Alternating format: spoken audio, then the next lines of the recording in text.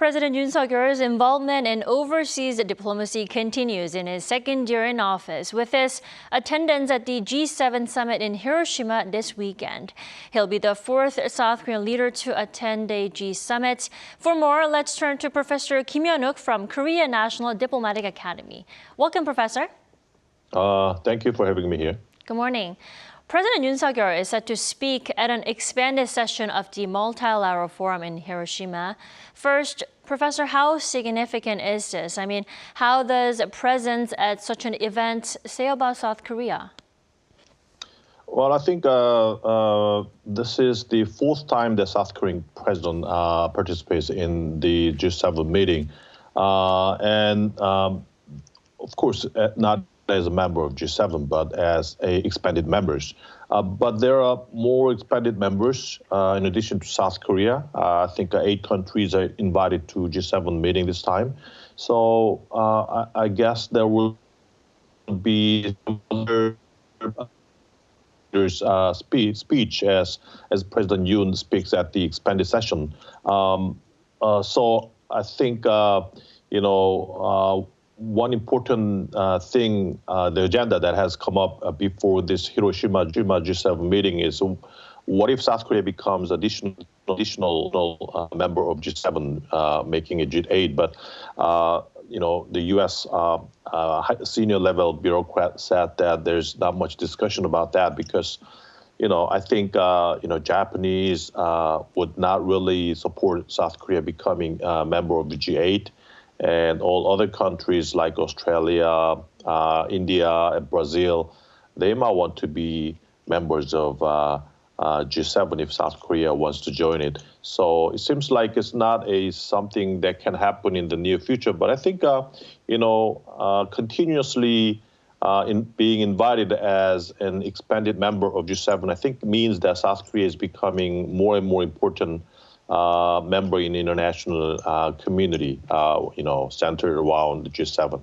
Right. Maybe it is too early to form a G8 yet, but speaking of delivering a speech at the expanded session, President Yoon is expected to speak on global issues, food security, healthcare, and climate change.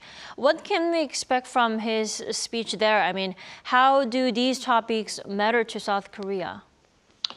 I think, this time G7 meeting in Hiroshima, I think pretty much have a lot of issues to deal with. You mentioned it right that food security, climate change, and healthcare issues are very important. But in addition to that, now the war in Ukraine, how to deal with it, how to end the war in Ukraine, and how to deal with the Taiwan Strait issues.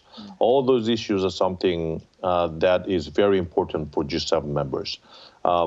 But I don't think South Korea President Yoon Suk Yeol will touch upon some sensitive issues like, Taiwan Strait issues much, but rather talk about some issues like food security, healthcare, climate change, which I think is generically very significant issues for now.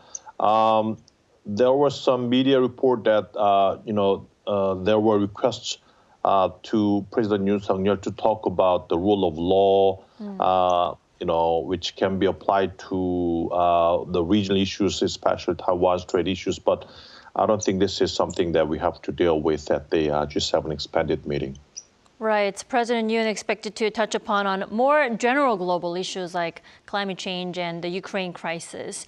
And also another topic to keep an eye on is the nuclear disarmament. I mean, what details on that topic will be discussed in Hiroshima this time, Professor Kim? Hiroshima has such a symbolic significance, which has been victimized by the, nuclear explosion. A lot of people have been victims, including South Korean people. So I think this time the G7 meeting at Hiroshima is really a symbolically good place to talk about disarmament, nuclear disarmament. Now, after the Putin's remarks on the usage of its nuclear weapons. I think the issue of nuclear weapons usage is pretty much widespread. And even in the Asian region, we know that North Korea already become a nuclear state. And South Korea is worrying about nuclear disparity in the Korean Peninsula. We are asking the United States to bolster our nuclear umbrella, and we know that South Korean public opinion, shows that almost more than 70% of South Korean people prefer South Korea to be nuclear. So I think, and also in addition to that, Japanese government and Taiwanese government are worrying about the possible use of nuclear weapons by China in case of Taiwan contingency. So, hello, it sounds like we are having some technical difficulties. Professor Kim, it looks like we just got disconnected. All right, thank you, Professor Kim, for your insight this morning.